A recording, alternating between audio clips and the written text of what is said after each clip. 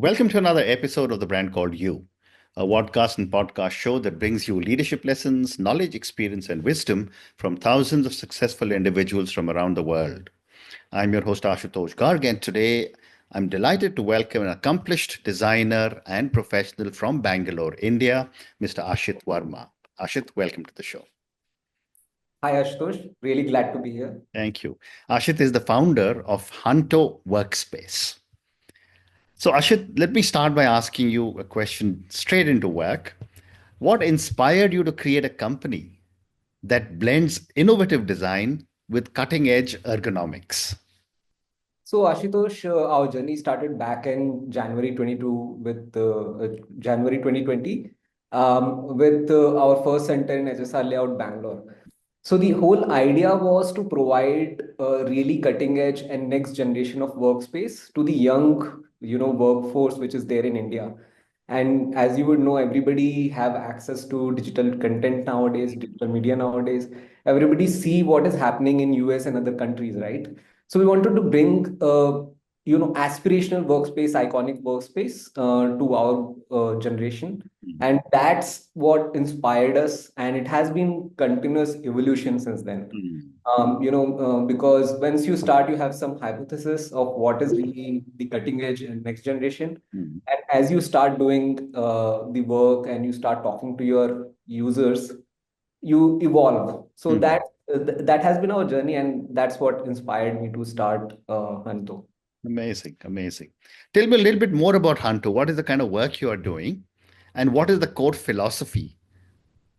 So, what we realized was in this particular market where people provide workspaces as a service, one thing which is really lacking is the scientific approach to the design. Mhm, And also, most of the workspaces which we see in today's market and today's service providers, they are mostly designed to be just, let's say, useful. That's it, like on a correct. very bare minimum. Mm, What we want to do is study what the ergonomics should be for the people who are coming over there, because mm, our workforce, especially in India, are spending a lot of time in these spaces, right? Like they're sitting and everything. And while they are young, energetic, they can do anything and sit anyhow, right? But in the long term, the way these spaces are designed have a lot of effect on your productivity and health as well. So that's the core philosophy behind Hanto, where we want to bring the scientific approach, cutting edge approach to the whole design aspect, which impacts productivity and health and well-being mm. of the people who are using these spaces. Very interesting. But Yeah. give me an example, Ashit, on when you say it is ergonomically well designed. Yeah. Give me an example of how you are doing something differently. So Ashutosh, actually, this starts right from the location, right? Like, while I can talk about it in huge length. Mm, I just highlight very key points. One is definitely the location. You would want a location which is hygienic, have safe surrounding, right? Like, and it's very, very accessible through public transports. So that is the first thing, because coming over there is also impacts your mental well-being, your hassle, how you correct. start the day. So that is also important. Now, talking about inside the facility, during the day, you could be deprived of the sunlight, or you could have the access to sunlight. So that is the very, very basic thing which Mm, we keep in mind, where we make sure that you have ample access to the sunlight throughout the workspace. It mm, should be isolated. Then obviously, talking about very basic and obvious thing is the sitting posture, different areas in the workspace where you can throughout the day access, and not just the workstation, right? Like, so those are the few basic things and examples, right? Like, and yeah, so that's what we keep in mind when we are providing these services to very our. interesting. Very, very interesting. Um, my next question is, in fact, I should have asked you this earlier. It's a very unusual name, Hanto. What does it mean, and where did it come from? Yeah, it has a very interesting story behind it. I was, initially searching out for a very candidly cool name, Uh-huh. which is not unheard of, and Yeah, absolutely. Hanto derives its origin in Japanese language, Hmm. and it has multiple meanings, honestly. But the Hmm. meaning which we go for is the bond between families, friends, colleagues. So it has a Hmm. significant role, and what we actually do play. Hmm. That's what it stands for, and I think thankfully I've seen it so many times throughout the journey of Hunto so far, where it actually do come out, right? Like when these startups are there together, I can see that bond, right? Like it's Okay. like a second family, right? Like so, it does hold that meaning. So yeah, Hmm. that's where Fascinating. it comes from. Yeah. Fascinating. The other thing that when I was reading about you and preparing for this conversation, I was fascinated with what you talk of aesthetics and functionality. And I've been to so many offices where the office looks very beautiful, but you can see people are not comfortable, or people are comfortable, but the office looks terrible. How do Yeah. you balance aesthetics and functionality? So it really so in this way in this particular aspect on a very side note, we do derive our inspiration through natural designs, right? Like if you look anything in the nature, the first thing you realize it's so pleasing to the eyes, right? Like and you look at the jungles, you look at the river sides. These are very pleasing to the eye, but it is actually very functional as well, right? Like it provides sustenance to so many people and animals and everything. So when we are designing our workspace, what we usually keep in mind is while we want absolute functionality, it should be pleasing to the eye. We are not going for opulence. We are looking for pleasing to the eyes, right? Hmm. Like so, we don't want to overdo also. So a fine balance. Hmm. So a key example would be choices of colors, right? Like you don't want to like go overboard with the color, but don't want to keep everything bland also. So in some places we go for artworks, right? Like and we support artists also, and you will be surprised the range of artists in our country which are not really talked about. There are so many artists Yeah. actually, so you can Hmm. always work with them and give them support in terms of work, and also bring that aesthetics elements into the workspace Hmm. while not overdoing it. So these are few things where we keep in mind, and Very it will add interesting. a lot of characters. Yeah, yeah. And therefore, a follow-up question to all the amazing work that you're doing is, what are some of the common workplace design mistakes a lot of other companies tend to make that could impact employee health and productivity? So one thing definitely related to the location, right? Like you should, before you select any location, what happens is most of the founders and admins, so chalo, they are, they are part of the trade. But Mm, many founders, they actually just visit the location maybe an hour or two maximum. They don't have time, and they end up selecting it based on, let's say, budget. mm, So usually my advice would be to be really careful with the location also. You would mm, want, clean locations, safe locations. Second thing is not going too extreme in one side, like you mm, mentioned, like it's very functional or very aesthetic, not keeping in mind in mm, functionality. So choose a middle path. You provide some different areas where employees can hang out throughout the day. mm, So in ergonomics, one thing is like anything which you do throughout the day, just one thing is bad mm. actually. If you're just sitting throughout the day, it's bad. If you're just Yeah. standing throughout the day, it is bad. So you should have different areas, no matter how small or large the workspace is. You should have different areas where people can go and Mm, sit in different postures, do something else also. And like this is again like a very quirky thing, but it's actually good to come out of your workspace also. mm, So it's once in a while you should come out of that property, right? Like mm. you should get exposed to the sky. Correct. So that is something which founders should promote, Mm, not question the productivity. It actually helps. So mm. yeah, these are the few things I think Very people should. interesting. Very, Yeah. very interesting. And one of the biggest challenges of any design is an office that is growing very fast. And I'm sure you haven't seen it. I've seen it many times that you got a floor designed for, say, 75 people, and one year later there are almost 90 people sitting there, and people are saying adjust kar lo, and put one more chair here or put one more computer here. Yeah. How do you ensure that your designs remain future proof in an ever-evolving work culture? So, Ashutosh, over there, I would say it's definitely a challenge, Mhm. right? Like because if a space is designed for, let's say 50 people, suddenly we need for capacity 75. It's somewhat really challenging, right? Like Mm. it will get cramped. Right. But we solve this problem in two ways. One is definitely designing the space with a lot of breakouts, a lot of different spaces. So Mm. for the interim, for short duration, a 50-seater workspace can go up to 60, 65 comfortably. Mm. Maybe you will not have that lounge and all of that, Yeah. flexible. But anything beyond that, I think we, as a service provider, we are lucky to have so many properties. And having so many property means there is always something available every now and Mm. then. Mm. So we are able to provide our clients with flexibility to quickly switch to a similar location if Mm. it is becoming unmanageable. Mm. That is one of the advantage of startups and companies working with providers like us. Mm. That's what Very, called flexibility. Yeah. very, very interesting. Thank you. My next question is, how does your approach to workspace design cater to mental well-being in addition to physical comfort? And you have told me that, you can't only stand or you can't only sit. Yeah.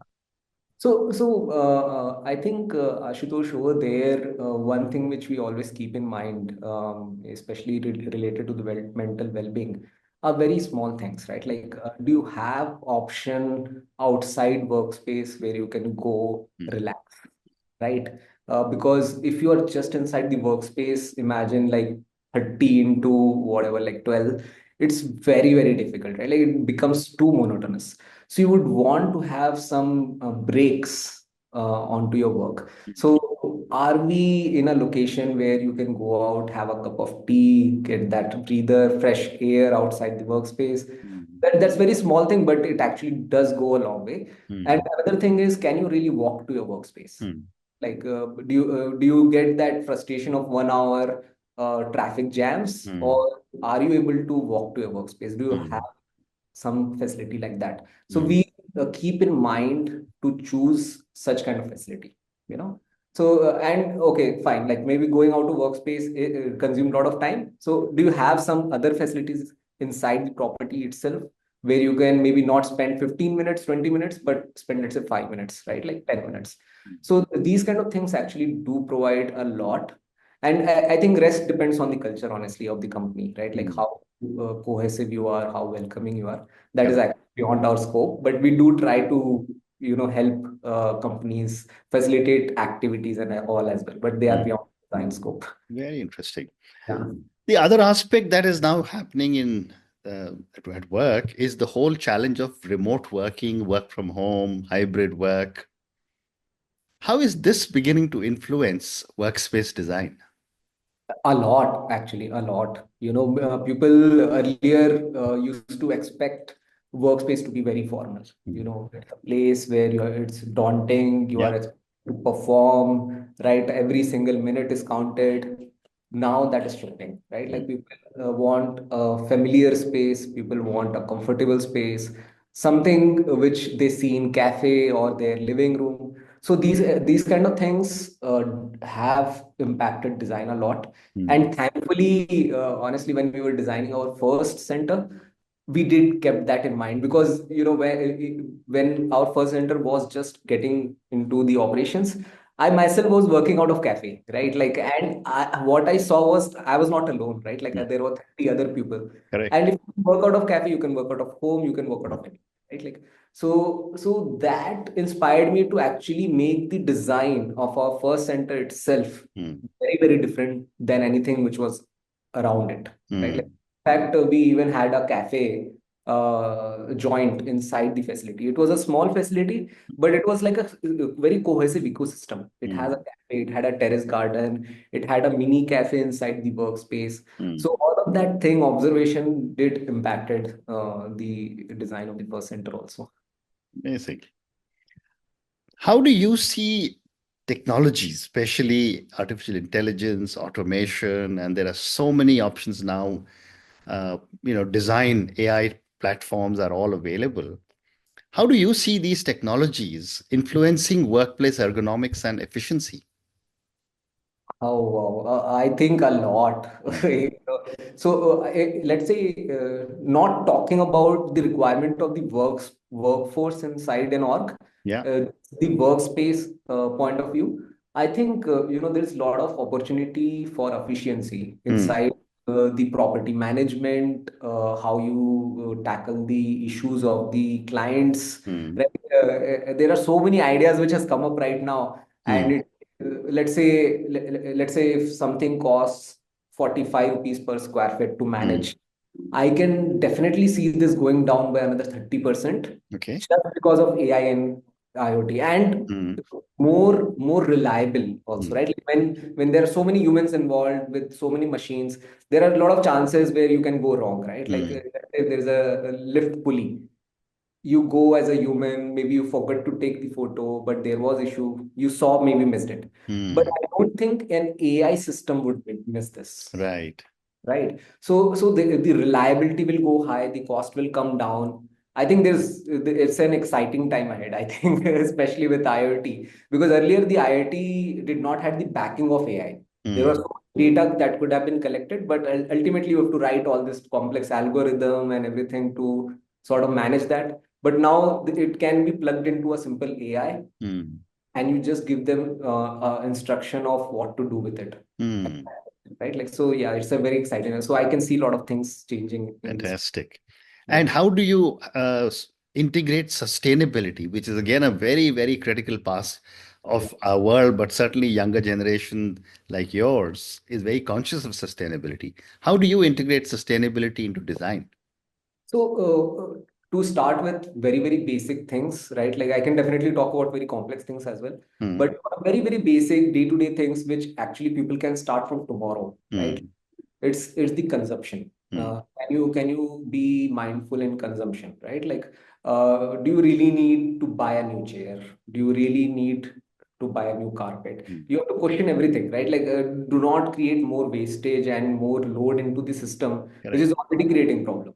So that's the first thing, and then the second thing, on a day-to-day operation, can you make sure and mindful of the waste you are generating inside the, Mm. right? Like, use less paper cups, right? Like, make sure the wet and dry waste are actually separate, right? Like, Mm. very, Mm. very basic. I can talk about very complex and very meta thing, but there's very simple day-to-day thing which actually goes a long way. So, Mm. so these are few things which we are already doing and educating our client also, and making sure we also do it. Mm. And definitely now talking about the whole supply chain. So usually these sustainability are related to the supply chain of the entire products, Mm. which any and which any company consume. So Correct. the workspace is a basically facility which the clients are consuming, right? Like, so there are so many thousands of products which are there. So if Mm. you tap into the supply chains, you will see that in those whole supply chain there's a lot of wastage. Can we reduce this wastage while bringing that value back to the clients? Mm. So it reduces cost, reduces waste. So that's what we are working on right now, in terms of understanding the whole supply chain. Let's say there's a Howard chair, or let's say Herman Miller chair, and let's say Featherlight chair, which is domestic. Is it going to waste somewhere? Can we like bring it back, work on it, and give that value at a much lower cost to our client? Mm. That's what we are doing right now, and I think it could be groundbreaking, especially once you understand the whole supply chain in a very detailed manner. Mm. Very interesting. I have Yeah, time for two more questions for you. sure, Ashutosh. My next question is that your previous venture was Storewalk. Yeah, yeah. Tell me about Storewalk. What were your learnings that you implemented in Hunter? So in Store Walk, what we were trying to do was connect the your nearby fashion stores to the consumer, Mm. right?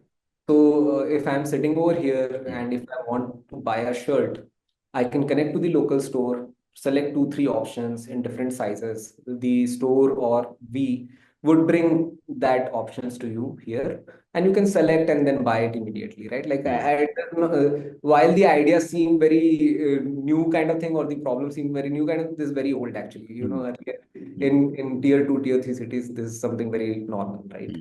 So this is what we were trying to do, and the major learning, what we learned from the store work was to be really dynamic, Hmm. follow the problem, follow the demand, and I think we got too stuck with this particular idea and we did not evolve, which actually created a lot of challenges for us during that time. Hmm. And that's what we are doing very differently in Hanto, what I'm doing very differently.